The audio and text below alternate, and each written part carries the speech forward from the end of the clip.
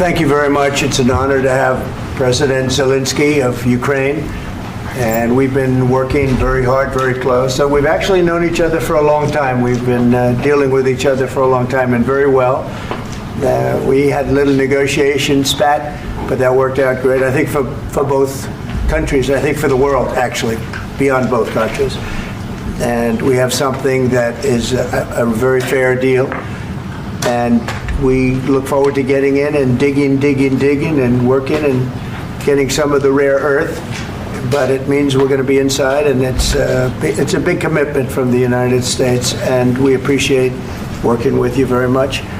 And we will continue to do that. We have had some very good discussions with Russia. I spoke with President Putin, and we're going to try and bring this to a close. It's something that you want and that he wants. We have to negotiate a deal, but we've started the confines of a deal, and I think something can happen.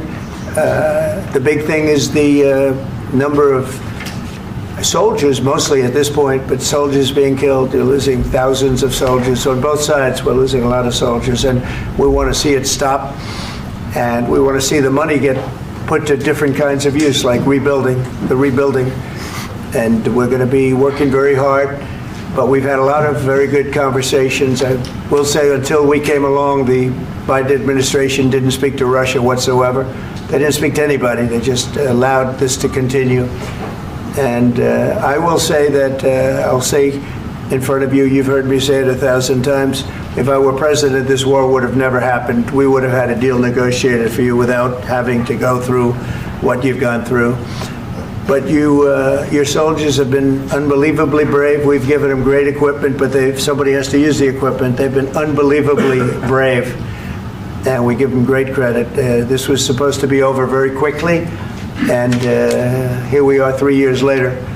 So I give tremendous credit to your generals and your soldiers and yourself, in the sense that it's been very hard fighting, very tough fighting. They're great fighters, and you have to be very proud of them from that standpoint. But now we want to get it over with. It's enough, right? We want to get it over with. So it's an honor to have you here. Thank you very much for coming. We're going to sign the agreement at the conference in the East Room in a little while, right after lunch. And we'll be having lunch together. We're also discussing some other things, and we appreciate everybody being here. It's somewhat of an exciting moment, but the really exciting moment is when we when they stop the shooting and we end up with a deal. And I think we're fairly close to getting that, and an honor to have you. And please, I'd like to say something. Yeah, thank you so much, Mr. President. Thank you for invitation. And really, I hope that this first document will be first step to real security guarantees for Ukraine, our people, our children. I really count on it. And of course, we count that America will not stop support. Really, for us, it's very important to support and to continue it. I want to discuss it with details further during our conversation, and of course the infrastructure or security guarantees, because for today I understand what Europe is ready to do, and of course I want to discuss with you what United States will be ready to do. And I really count on your strong position to stop Putin, and you said that enough with the war. I think that is very important, Ben, to say these words to Putin at the very beginning of war, because he is a killer and terrorist. But I hope that together we can stop him. But for us, it's very important to, to save our country, our values, our freedom and democracy, and of course, no compromises with the killer about our territories, but it will be later. And of course, what I wanted, we spoke about it by phone with you about the drones production. We have very good drones production. I think the best one in the world for today because of the war. Yes, and of course, we need very much the air defense. You have the best air defense in the world, and really you helped us under attacks of Russians. And I want to speak how we can exchange the licenses. We're open to share the licenses of all our drones with you, of course, with the United States. And we need licenses for quick production of air defense. Even after the war, we need our nation to be calm, that we are secure. So that's why we need this air shield. And of course, About this, I want to speak about the contingents. I think that France and UK already spoke to you, and we know that Europe is ready, but without the United States, they will not be ready to be as strong as we need. And the last point, last not least, about exchange, about our people and children. And you know that these crazy Russians, that they stolen 20,000 of children, Ukrainian children. They changed their names, they changed their families, relatives, and now they're in Russia. We want to bring them back, and really, it's a big dream, task, and goal for me, and our warriors. By the way, Mr. President, we released more than 4,000 warriors from Russian prison, but there are thousands more in the prison. I wanted to share with you some images. How it's just can I now? Yeah, please. Some minutes, 1 minute, 1 minute. Just you to understand in what circumstances, in what situation they are, and what the attitude of Russia to our prisoners. That guys, just you before and after.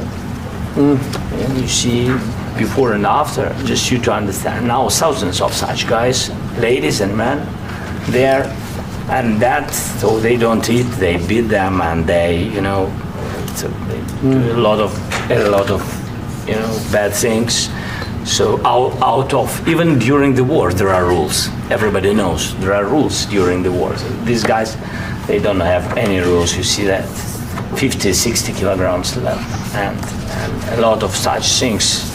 And I didn't want to show you what the changes with images of children, because I will share with you. And I mean, it's looking tragic. Yeah, that's tough stuff. I wanted very much to give you, and you see it. Yeah. This is pastor, by the way. They stolen pastors because it's not Russian church. They stolen pastors and moved pastors to the prison. At the end of last year, we brought 3 pastors, and we could exchange them. And this is pastor, you see. Yeah, that's tough. Yeah. So I mean, this I wanted to show you, and this. So thank you very much. We want to get that ended, right? Yeah. Of course, we And want. I think we will. And We have to, of course. do you have any questions, please? Thank you, Mr. President. With the, how much money is the U.S. going to put into the fund that is being created today, and how does this provide long-term security for Ukraine? Well, we don't know exactly how much, because we're going to be putting some money in a fund that we're going to get from the raw earth that we're going to be taking and sharing in terms of revenue. So it's going to be a lot of money will be made from the sale and from the use of raw earth. And as you know, our country doesn't have much raw earth. We have a lot of oil and gas, but we don't have a lot of the raw earth. And what we do have is protected by the environmentalists, but that can be unprotected. But still, it's not very much. They have among the best in the world in terms of raw earth. So we're going to be using that, using it for all of the things we do, including AI and including weapons and the military, and it's really going to very much satisfy our needs. So it's something that just worked out really well. We have a lot of oil, and we have a lot of gas, we have a lot, but we don't have raw earth. So this has just about every component of the raw earth that we need for computers, for all of the things we do.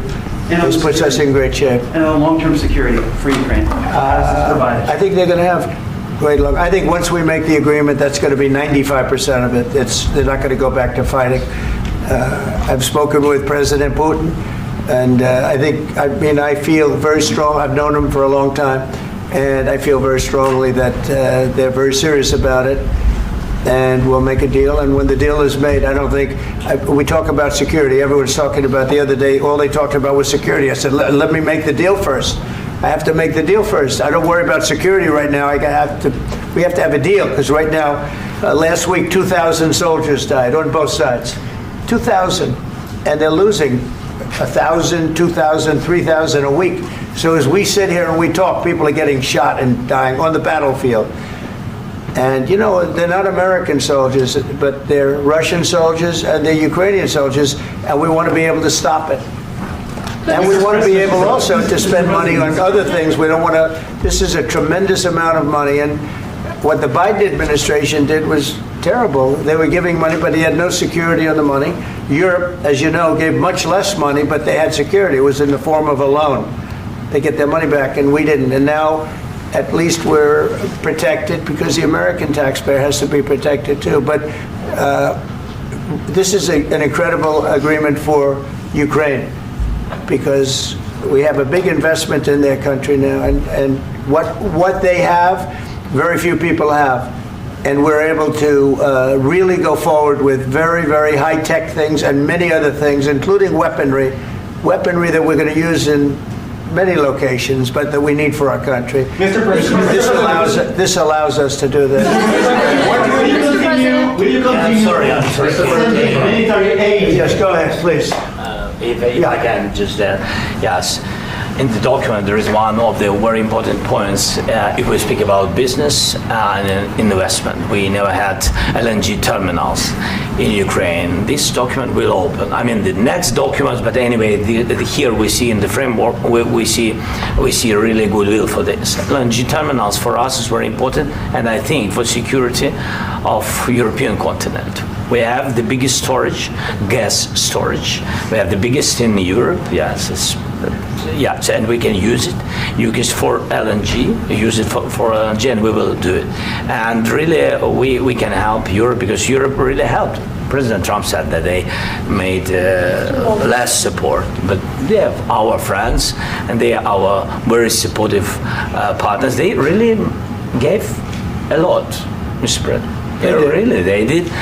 They gave a lot, but they gave much less. No. Much less. No. No. Okay.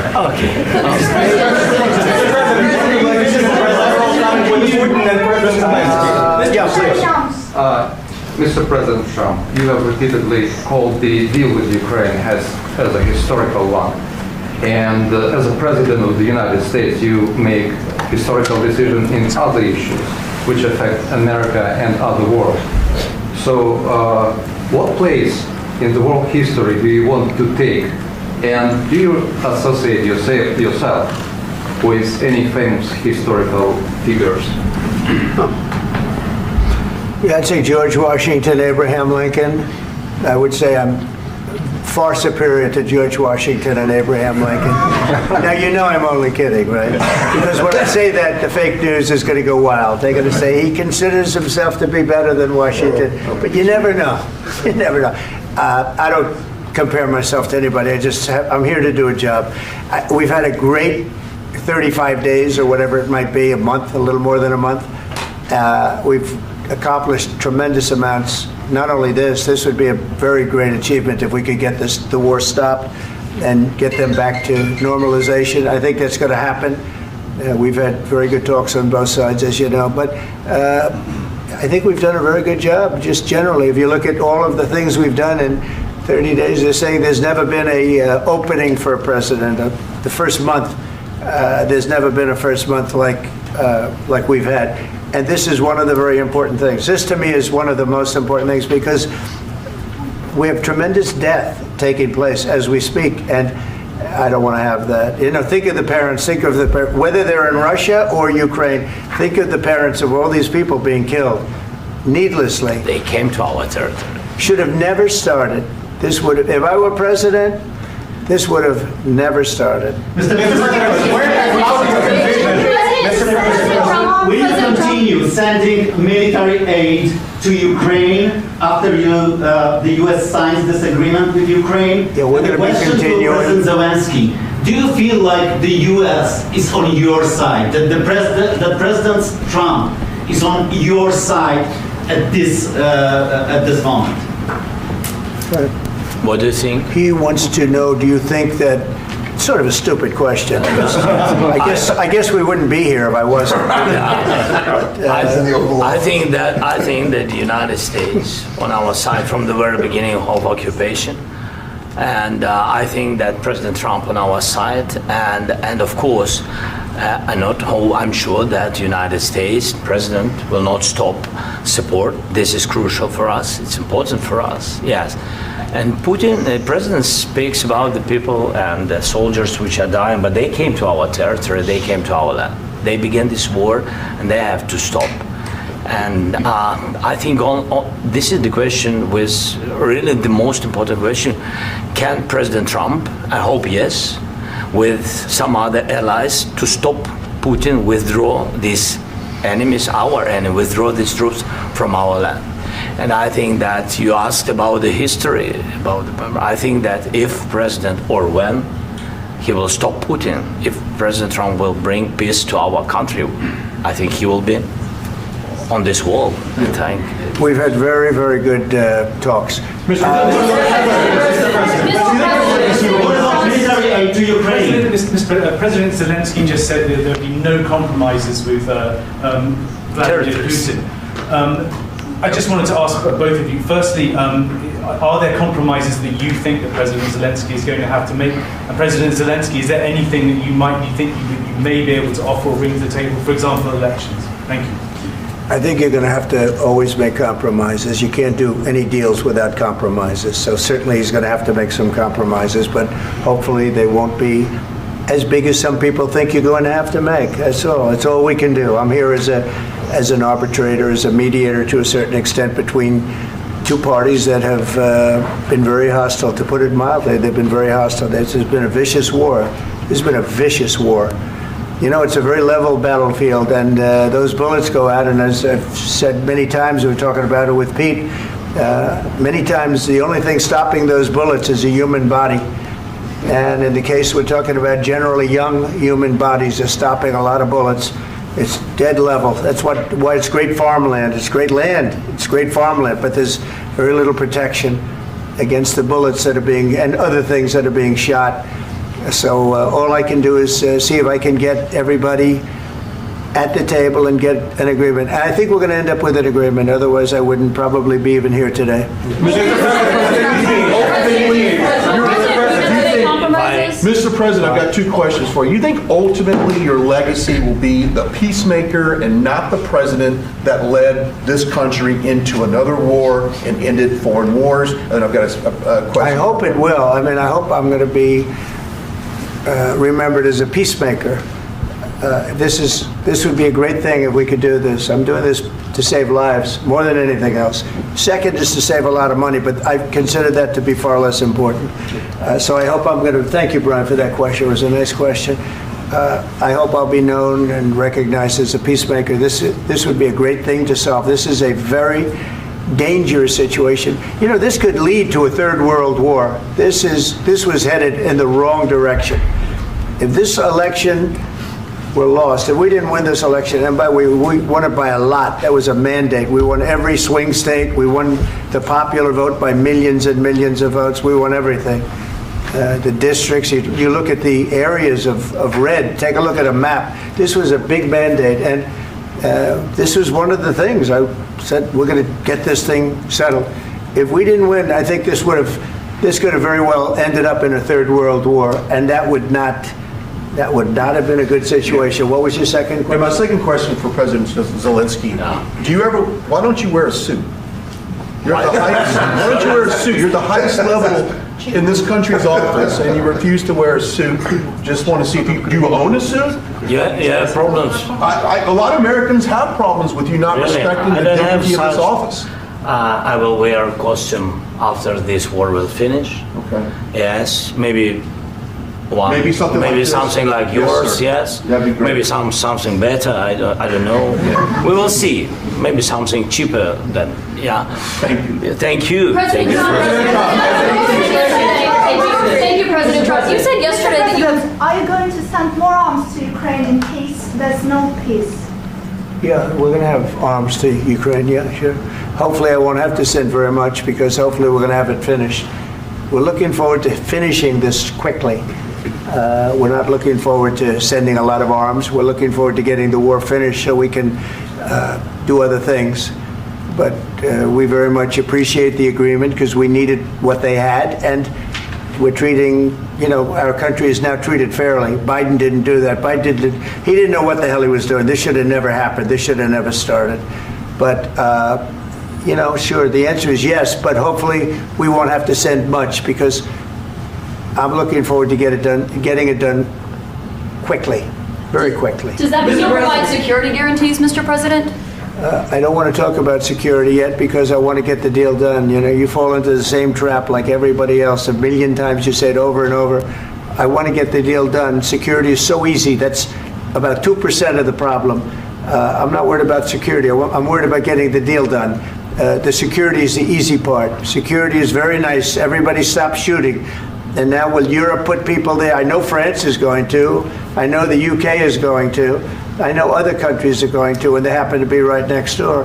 We haven't committed, but we could conceivably. We have security in a different form. We'll have workers there digging, taking the raw earth, so that we can create a lot of great product in this country. So in that sense, you have something, but we haven't determined that yet. I will say, in speaking to France and in speaking to, and they were here, as you know, last week and just the other day, they have committed to a lot of security. I don't think you're going to need much security. I think once this deal gets done, it's over. Russia's not going to want to go back, and nobody's going to want to go back. When this deal ends, I really believe this deal is going to be over. Question? Please go ahead. Go ahead. Thank you. Mr. President, thank you. You had Joseph Macron and Keir Starmer at the White House this past week, both of whom praised your courage and conviction to lead the pathway towards peace. Yes. Part of that involved, though, re-engaging Russia in diplomatic relations, something that previous leaders lacked the conviction to do so. What gave you the moral courage and conviction to step forward and lead that? Well, I love this guy. Who are you with? One American News, sir. Well, that's why I like him. One American News does a great job. I like the question. I think it's a very good question. It's a pathway to peace. It's a pathway to getting something solved. And I feel that as the head of this country, I have an obligation to do that. Plus, we're very much involved. We got involved. It's too bad we got involved, because there should have been no involvement, because there should have been no war. And there shouldn't have been October 7th. That would have never happened. As you know, Iran was broke. They had no money to give to Hezbollah. They had no money to give to Hamas. They were stone cold broke. And then under Biden, they became rich as hell. They went from no money to $300 billion in a period of 4 years. And they gave a lot of that money away, and you see what happened. And that's a real mess also that we hope to be able to solve. But no, I appreciate your question very much. I feel I have an obligation to try and do something to stop the death. If I can answer. Yes, if I can answer, sorry. Please. And I do like your clothing, by the way. Yeah, really? Even though I think he's a great guy, by the way. But I don't know if you two like each other. But you know what? I think he's dressed. I like this guy. I think he's dressed beautiful. So I have more serious things than answer on such a question. I will answer on more serious question if I can. Yeah. So please, about security guarantees. And about just ceasefire. We can't just speak about ceasefire and speak. It will not work. Just ceasefire will never work, because I'm like a president. I have this experience, and not only me. Ukraine before my presidency, from the 2014, Putin broken 25 times. 25 times he broken his own signature. 25 times he broken ceasefire. But he never broke to me. He never broke to me. No, you were the president. You were the president during. He never broke to me. In 2016, you've been the president, Mr. President. You've been the president, but he had, of course, not with you, but he had during those period. He had conversations with our side, and we had Normandy format. The France, Germany, Ukraine, and Russia, and he broken 25 times. That's why we will never accept just ceasefire. It will not work without security guarantees. Security guarantees, maybe President is right about this document and other, but this document is not enough. Strong army is enough, because his soldiers afraid, Putin's soldiers afraid of our soldiers when we're strong enough. If we are not strong enough, if we are empty, if our storage is empty, we can't defend our land. Today, He knows that we have all the world knows that we have meeting. Yes. Why he's using ballistic? Putin today using ballistic on our hospitals, schools, and etc. Ballistic. So he knows that we are here and that President Trump is really have goodwill to stop this war. And you hear now the president. So why he's using? So he doesn't want to stop. He doesn't want. But I hope that we will do it. Really, we'll do it. Security. When we speak about security guarantees, when the Europeans are ready for contingents, they need USA backstop. If there will not be United States, we will not never have any contingents, strong contingents from the Europeans, because they don't want to divide alliance connection between the United States and the main and strongest ally and Europeans. And this is crucial. This is important. That's what we want to speak about very much. This is very important. And air defense. So air defense, really, we have big deficit with all these systems, and we need to provide this. We need it very much. Otherwise, Putin will never stop, and will go further and further. He doesn't want. He hates us. You know, it's not about me. He hates Ukrainians. He thinks that we are not a nation. He thinks, and he shared these thoughts. I think maybe with your team also. I don't know, but with all the Europeans, in media, officially and not, he always said that there is no such country, such nation, such language, and such life like Ukrainian. No, he really doesn't respect all the Ukrainians, and he wants to destroy us. And you are right, Mr. President. That's 2%. This document, maybe other documents, it's a very good start, very good, but it will not enough to stop this person. Should Russia pay to rebuild Ukraine? Mr. President, under these circumstances, Should Russia pay to rebuild Ukraine? They have to pay. This question. This is the rule. This is the rule of the war. This is the rule of the war. During all the centuries, all the history, this is the rule of the war. Who began, those pay. Do you agree? This is the rule. Putin began this war. He has to pay all money for innovation. He has to pay. Of course, some Russian assets, what we have in Europe, about 300 billion, we can use them. We can use for innovation and buy military support from the United States also. We can do it, but it's not enough. It's not enough. under these circumstances, do you envision a trilateral summit with Putin and President Zelensky? Wait 1 second. I asked this question that you didn't like because I wanted to know if you want to position yourself in the middle between Russia and Yes. Ukraine, or on the Ukraine's No, I'm in the middle. I want to solve this thing. I'm for both. I want to get it solved.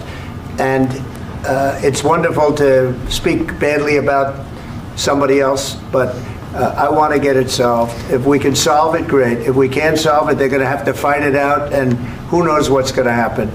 But I want to see it get solved. May I follow up? One more question about U.S. troops in Europe.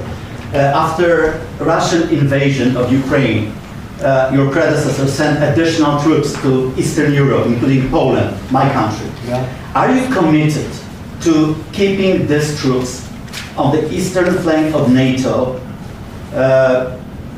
in the future? I'm very committed to Poland. I think Poland has really stepped up and done a great job for NATO. As you know, they paid more than they had to. They are one of the finest groups of people I've ever known. I'm very committed to Poland. What about Baltics? Poland's in a tough neighborhood, you know. What about the Baltics?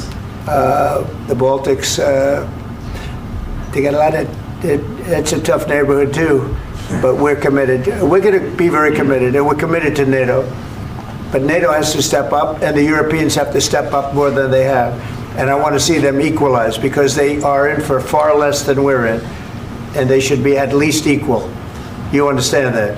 Why is the United States, we have an ocean in between, why is the United States in for so much more money and other things as Europe? With that being said, and as you said, they've also been obviously very helpful, but we have put in far more than they have, and I think they should equalize. Mr. President, Please, go ahead. ask you about the agreement again today. What changed between the first time that Secretary Bessent gave President Zelensky the agreement and today for the signing? We made a deal. So What was the I'm just- deciding factor? I'm a business person. We made a deal. That's what changed. Along with mineral- I didn't think we were going to make a deal. and we ended up making the deal, so that changed. Mr. President, what and how do you envision a trilateral summit with President Zelensky and Putin? I don't know, in but these well, they circumstances? don't like each other, I can tell you that. Okay? They do not like each other. This is not a love match, and it's unfortunate. That's why you're in this situation. The United States should not have allowed this to happen, okay? The United States, run by a man that didn't know much, I'm going to be very nice, run by an incompetent person, very incompetent person, should never have allowed this to happen. I've stopped wars. I've stopped many wars. My people will tell you, I stopped wars that nobody ever heard about. I stopped wars before they ever started.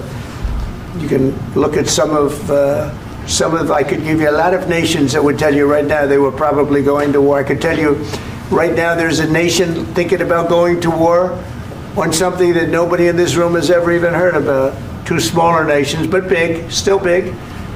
And I think I've stopped it. But this should have never happened.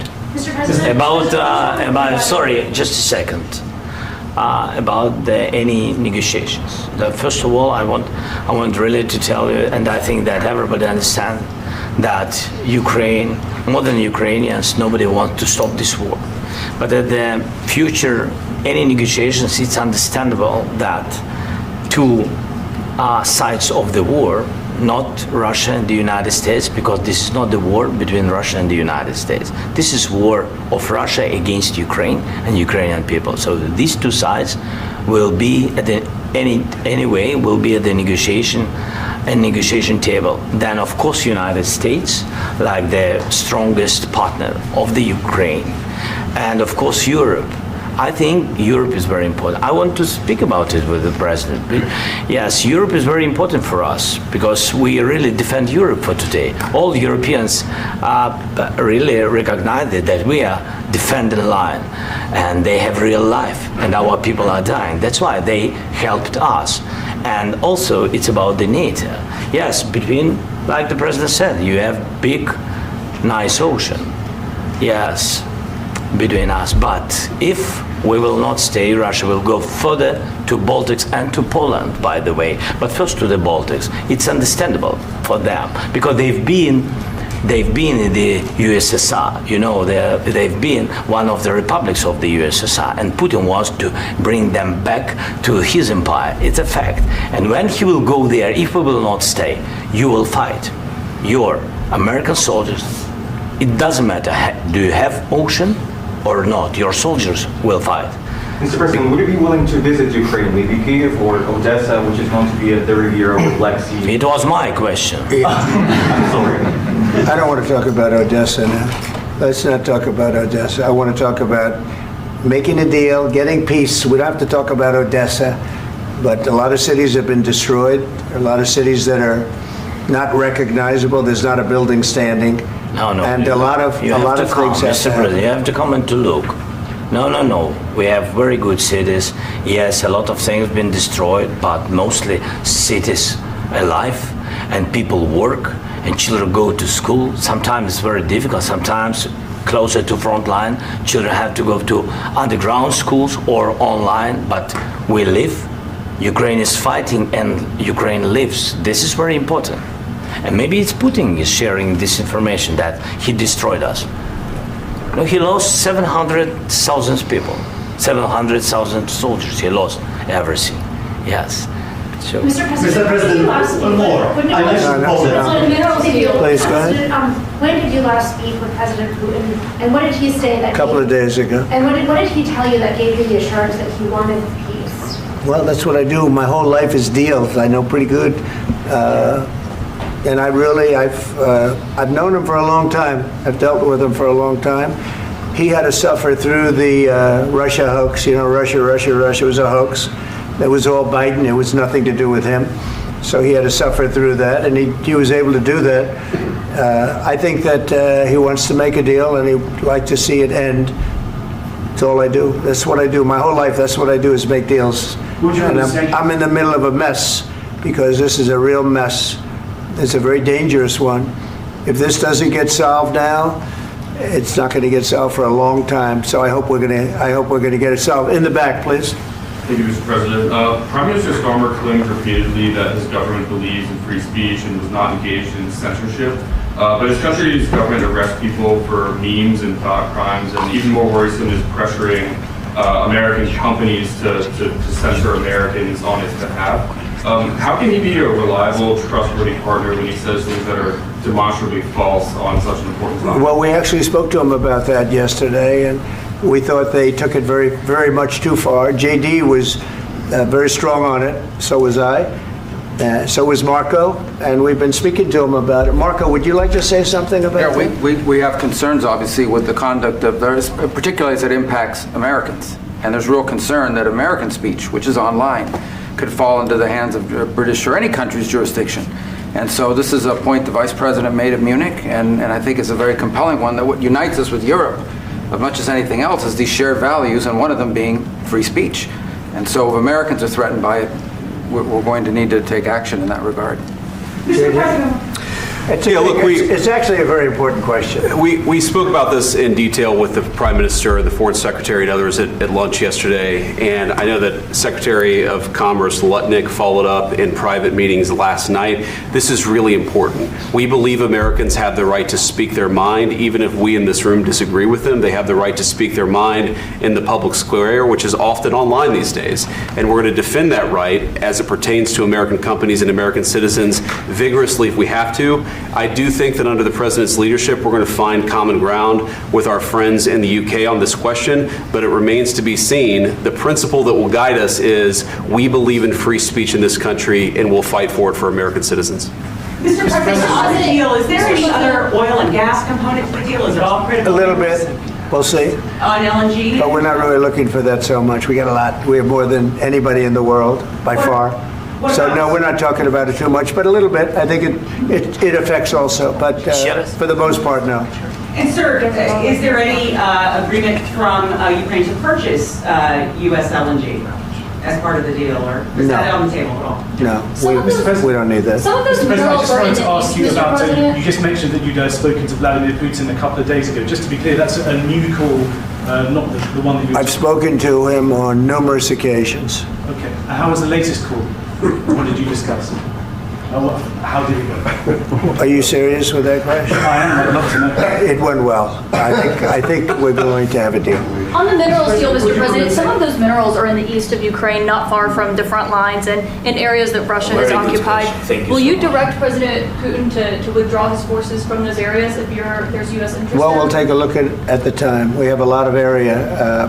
It's a very big area we're talking about, so we'll take a look. I'll study that and I'll see. And who would protect those minerals if they are U.S. interests? Would that be Ukrainian forces? They'll be protected. The agreement will protect them. U.S. The forces? agreement, yeah, we're signing an agreement. Right, but what if Russia tries to invade or there's Russian aggression in their spot? I just told you I don't think that's going to happen. And if that were going to happen, I wouldn't make a deal. If I thought that was going to happen, I wouldn't make a deal. Some people may wonder why. You know, they ought to focus on CNN on survival, not asking me these ridiculous questions. Focus on surviving, because CNN's got such low ratings. I don't think they're going to survive. Let's go. Please, go. I already mentioned Poland. Poland was under Russian control for decades after the Second World War. When I was a kid, I looked at the United States not only as a most powerful country, richest country in the world, the country that has great music, great movies, great muscle cars, but also as a force for good. And now I'm talking with my friends in Poland, and they are worried that you align yourself too much with Putin. What's your message for them? Well, if I didn't align myself with both of them, you'd never have a deal. You want me to say really terrible things about Putin and then say, "Hi, Vladimir, how are we doing on the deal?" That doesn't work that way. I'm not aligned with Putin. I'm not aligned with anybody. I'm aligned with the United States of America. And for the good of the world, I'm aligned with the world. And I want to get this thing over with. You see the hatred he's got for Putin. It's very tough for me to make a deal with that kind of hate. He's got tremendous hatred. And I understand that, but I can tell you the other side isn't exactly in love with, him either. So it's not a question of alignment. I'm aligned with the world. I want to get the thing set. I'm aligned with Europe. I want to see if we can get this thing done. You want me to be tough? I could be tougher than any human being you've ever seen. I'd be so tough. But you're never going to get a deal that way, so that's the way it goes. All right, one more question. Hey, I want to respond to this. So look, for 4 years in the United States of America, we had a president who stood up at press conferences and talked tough about Vladimir Putin, and then Putin invaded Ukraine and destroyed a significant chunk of the country. The path to peace and the path to prosperity is maybe engaging in diplomacy. We tried the pathway of Joe Biden of thumping our chest and pretending that the President of the United States' words mattered more than the President of the United States' actions. What makes America a good country is America engaging in diplomacy. That's what President Trump is doing. Can I ask you? Sure. Yeah? Yeah. Okay. So he occupied it, our parts, big parts of Ukraine, part of East and Crimea. So he occupied it on 2014. So during a lot of years, so I'm not speaking about just Biden, but those time was Obama, then President Obama, then President Trump, then President Biden, now the President Trump, and God bless, now President Trump will stop him. But during 2014, nobody stopped him. He just occupied and took. He killed people. You know what the contact line? 2015. 2014 2014. and 2014. 2014. Yeah. So I was not here. Yeah, but that's exactly right. Yes, but during 2014 till 2022, yeah, the situation the same. The people have been dying on the contact line. Nobody stopped him. You know that we had conversations with him, a lot of conversation, my bilateral conversation, and we signed with him, me, like a new president. In 2019, I signed with him the deal. I signed with him, Macron and Merkel, we signed ceasefire. Ceasefire, all of them told me that he will never go. We signed with him with gas contract. Yes, but after that, he broken this ceasefire. He killed our people and he didn't exchange prisoners. We signed the exchange of prisoners, but he didn't do it. What kind of diplomacy, JD, you are speaking about? What do you mean? I'm talking about the kind of diplomacy that's going to end the destruction of your country. Yes, but if you Mr. President, with respect, I think it's disrespectful for you to come into the Oval Office and try to litigate this in front of the American media. Right now, you guys are going around and forcing conscripts to the front lines because you have manpower problems. You should be thanking the President for trying to bring an end to this conflict. Have you ever been to Ukraine that you say what problems we have? I have been to. Come once. I've actually watched and seen the stories, and I know what happens is you bring them on a propaganda tour, Mr. President. Do you disagree that you've had problems bringing people into your military? And do you think that it's respectful to come to the Oval Office of the United States of America and attack the administration that is trying to prevent the destruction of your country? A lot of questions. Let's start from the beginning. Sure. First of all, during the war, everybody has problems, even you, but you have nice ocean and don't feel now, but you will feel it in the future.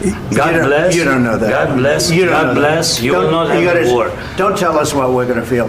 We're trying to solve a problem. Don't tell us what we're going to feel. I'm not telling you. Because you're in no position to dictate that. That's exactly what you're doing. You're in no position to dictate what we're going to feel.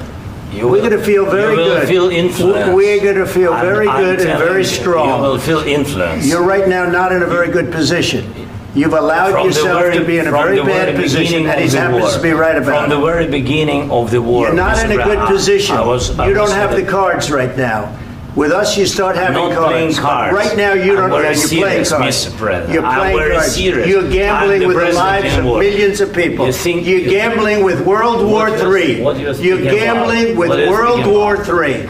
And what you're doing is very disrespectful to the country, this country, that's backed you far more than a lot of people said they should have. Have you said thank you once? This a lot entire of meeting? times. No, in this Even entire meeting, have you said thank you? Even today. You went to Pennsylvania and campaigned for the opposition in October. Offer some words of appreciation for the United States of America and the president who's trying to save your country.